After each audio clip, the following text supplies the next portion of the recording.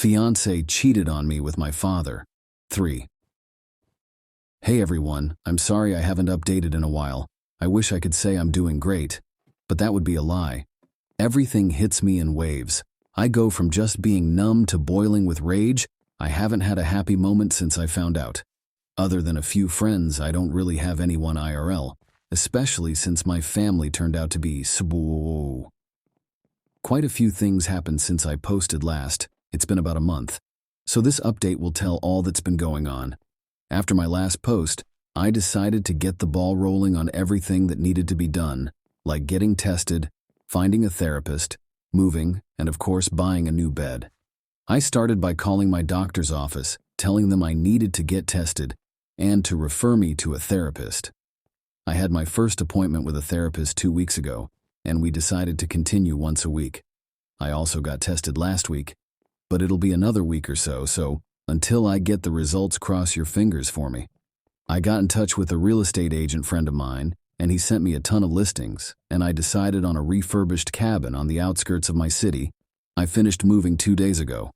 When I finished moving, I called Elle's parents. When they picked up, I told them I moved out, and Elle has still yet to pick up her things and that the landlord will start showing the apartment in a few days.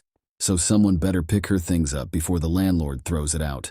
That must have lit a fire under them, because the next day my former landlord texted me thanking me for getting the apartment emptied out.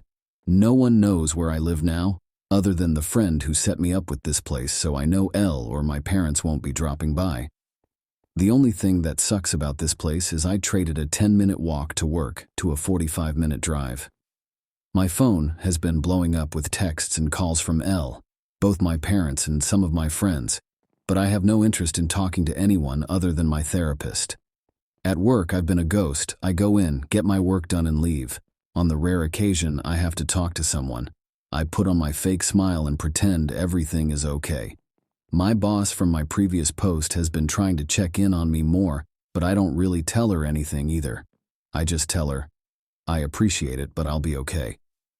Truth is, I don't know if I'll be okay. I get that time heals and all, but I feel like that's only relevant when you're dealing with one issue, not when you lose who you thought were the 3 closest people in your life all at once. A huge part of me died, and there's no chance of resuscitating it. The meetings with my therapist are going well. I suppose I've never done therapy before, so I have no reference on what good therapy is. We do get along all right, and she really seems genuine in wanting to help.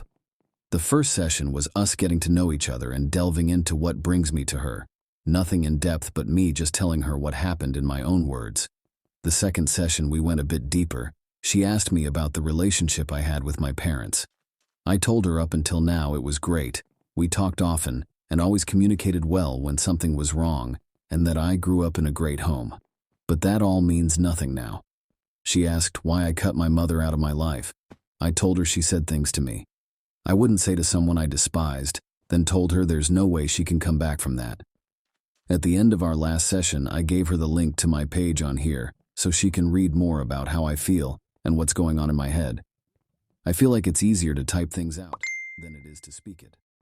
So, if you're reading this, hi doc.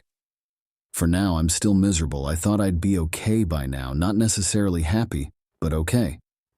I know some of it is my own fault, not communicating to my friends, but when I think about responding to them, it just seems so exhausting. I know they'll want to get together or come to my new place, but I just don't have the energy to be around them. Until I do, I'll work, go to my appointments, and sit on my back deck sipping on some bottom-shelf whiskey and try to enjoy this beautiful view.